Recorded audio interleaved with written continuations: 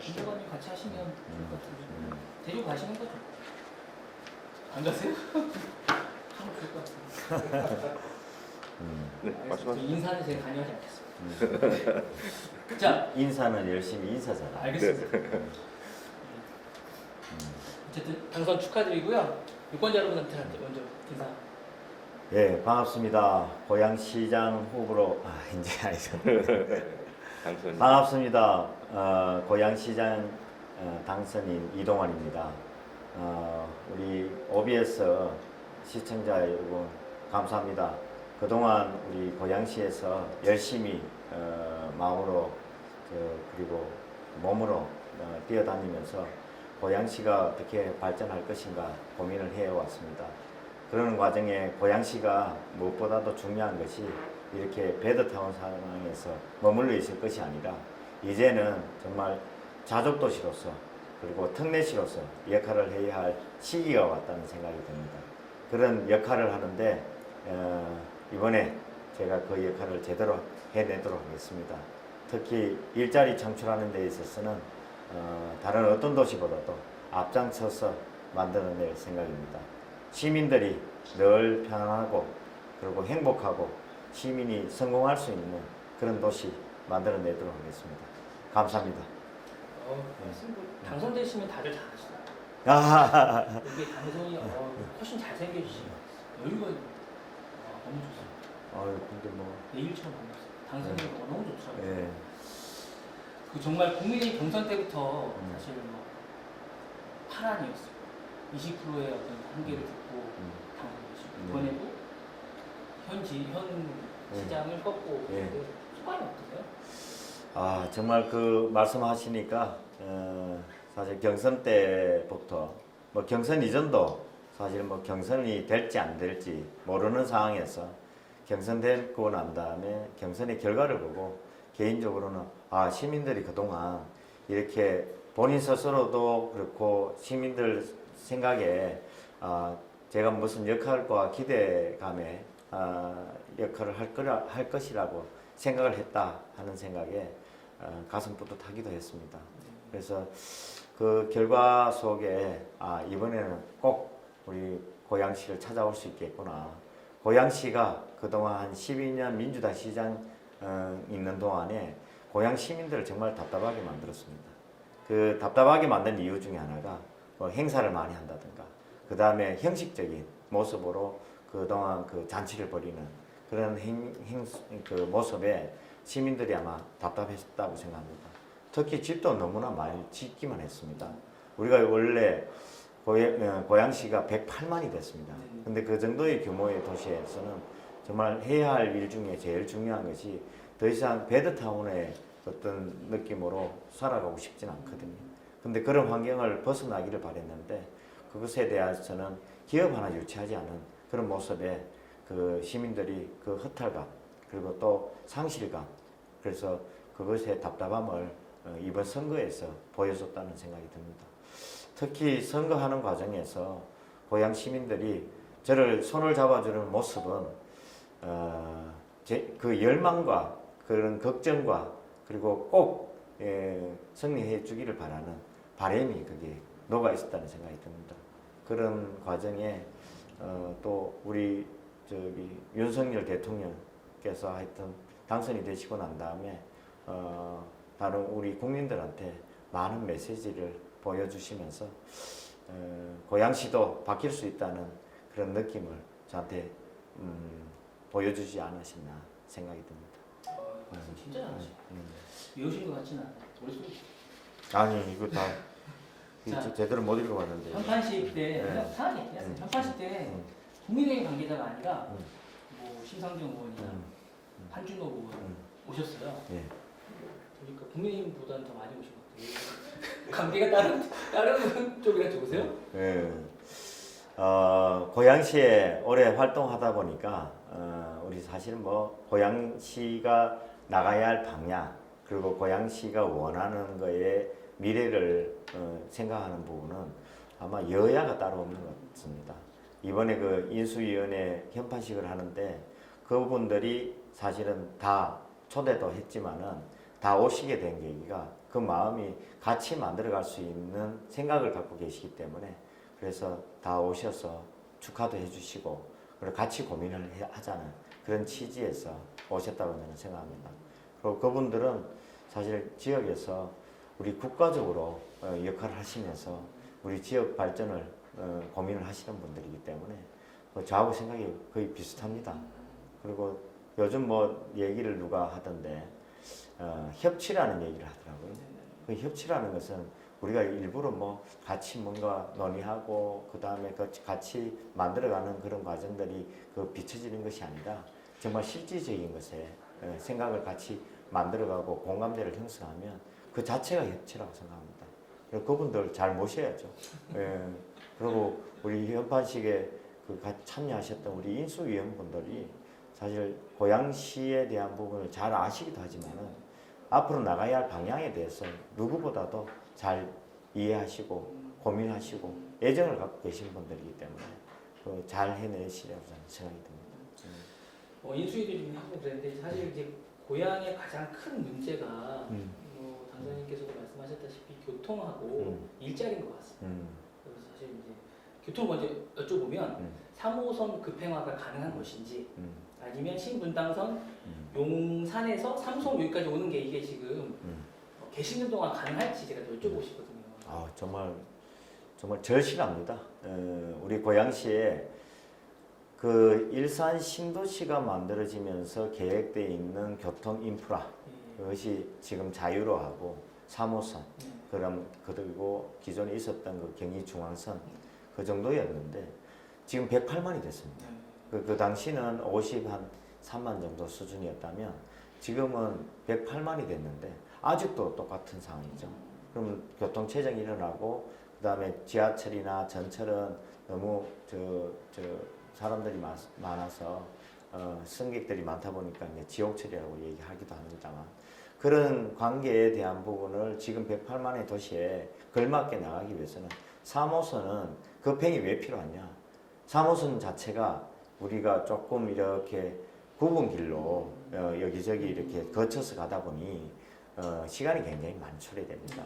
그 시간을 3분의 2 정도 수준으로 이렇게 단축시킬 수 있는 방안은 바로 급행입니다. 그렇게 되면 아마 우리 고향 시민들 입장에서는 서울로 가는 교통망이 확 느낌이 달라질 거라고 생각합니다. 그래서 그것은 우리 임기를 떠나서 추진하는 것을 이전에도 서울교통공사 사장님을 만나 뵙고 이 방향으로 검토해 달라고 요청도 하고 우리 오세훈 시장께도 그 얘기를 전달한 바 있습니다. 그래서 꼭 이것은 임기 내를 떠나서 만들어낼 거라고 저는 생각합니다. 그 다음에 여기에 신분당선 용산에서 우리가 얘기하는 삼송 우리가 삼송까지의 그 예타에서 제대로 안 나오다 보니까 그 예타를 조금 나올 수 있도록 만드는 방안으로 신원마을까지 가는 것으로 이렇게 얘기했는데 그것도 우리가 얘기하는 삼송까지 하는 예타나 신원마을까지 가는 예타의 큰 변화는 나는 없다고 생각합니다. 그렇게 되는 상황에 이걸 완전히 예타에서도 아마 좋게 나올 수 있는 그것이 바로 일산까지 끌어오는 겁니다. 그래서 일산 지역까지 오다 보면 예타도 순조롭게 잘 나오고 그리고 그 신분당선이 갖고 있는 특징을 잘 살릴 수 있기도 하고 우리 고향 시민들이 아마 굉장히 편리하게 이용할 수 있는 노선이라는 생각이 듭니다. 급행화 가능하지 않을까요? 이렇게 사실 힘든가요? 3호선 급행화 시키는 거? 3호선 급행은 우리가 얘기하는 공사 비용이나 그 다음에 부지 그거 여건이 되느냐 하는 얘기를 많이 합니다. 사실은 지축까지는 우리가 오픈되어 있는 우리 지상철로 되어 있는 경우가 많으니까 그 노선 충분히 나올 수 있습니다. 지하로 한다든가 지상으로 또 하나 올려서 고가로 만들 수도 있기 때문에 그거는 충분히 가능한데 어디가 이제 문제냐면 바로 구파발부터 저 양재까지 거기는 다 지하입니다. 지상이 있는 지역은 그 대교를 넘는 동호대교 넘는 그것만 지상으로 되어 있기 때문에 그럼 지하다 그러면 지하에 바이패스 할 수 있는 그런 그 노선을 별도로 만들어야 됩니다.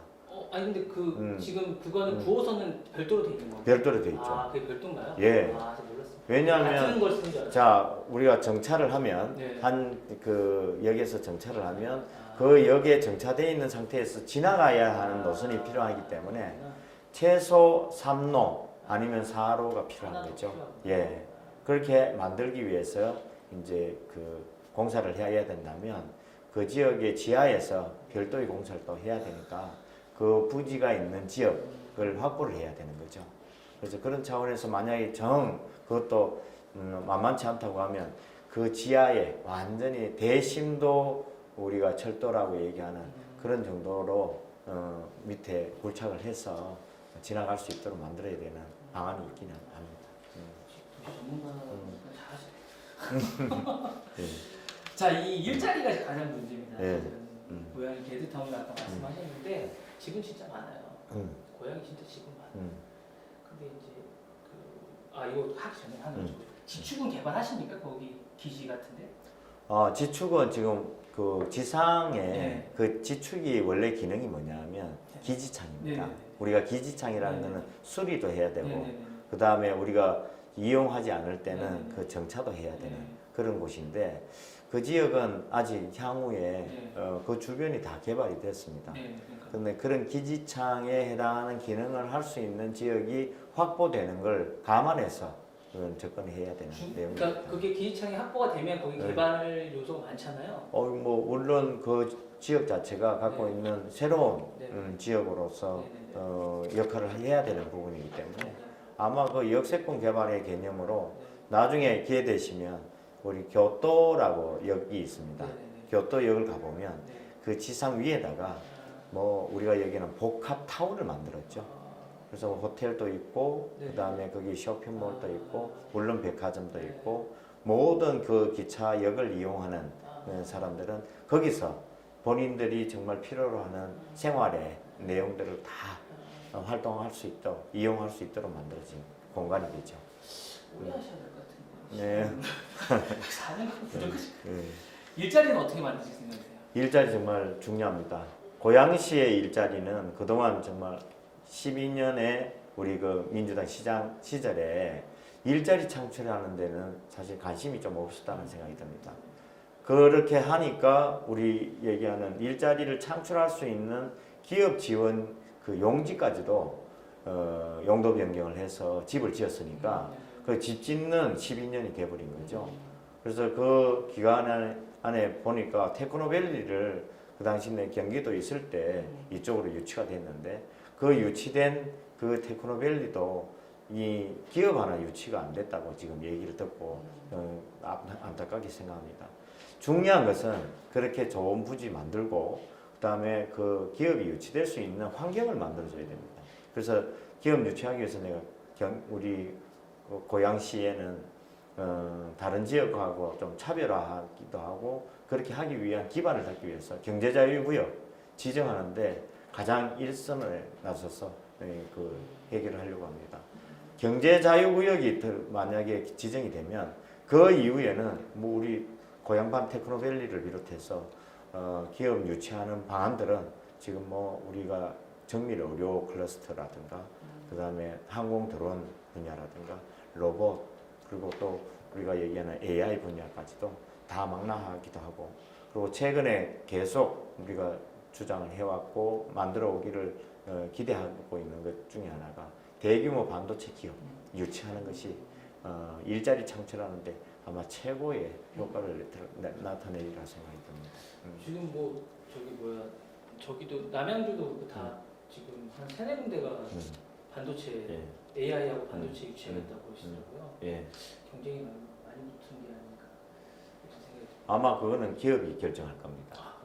네. 이게 그런 좋은 자리가 어딘지를 네. 기업이 누구보다도 그거는 잘 알고 있기 때문에 우리 다른 지역 얘기할 필요 없이 네. 고양시가 갖고 있는 여건 중에 제일 좋은 것이 공항 가깝잖아요. 예. 항만 가깝게 느껴지죠. 그리고 여기서 공항 가려면 공항의 고속도로의 네네. 시작점이 바로 여기입니다.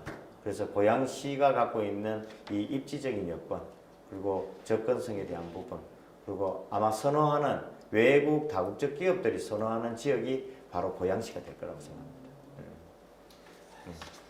그 뭐지? 정부 관련 부서들도 좀 많이 내려왔으면 좋겠다는 생각이 좀 드는데 일산 쪽에 그거는 힘든가? 뭐 어떤 거 말씀이죠? 뭐 청사 일부나 뭐 그 청 같은 일부들이 좀 있으면 좋겠다는 생각. 그러니까 뭐라 그럴까? 부천이나 수원이나 이런 데는 경기도 관련 단체나 이런 것들이 많이 와 있는데 이 동부권 위쪽은 조금 약간 경기도 선언해서 위쪽은 정부 관련 단체가 별로 없는 것 같아요. 맞습니다. 예, 그런 느낌도 좀 있어요. 왜 그런지 모르겠는데. 예. 이유는 잘 모른다고 말씀하시지만은 네. 약간의 뭐 저기 의정부 지역을 네. 그런 어떤 공공기관들이 네. 많이 입지가 돼 있죠. 예.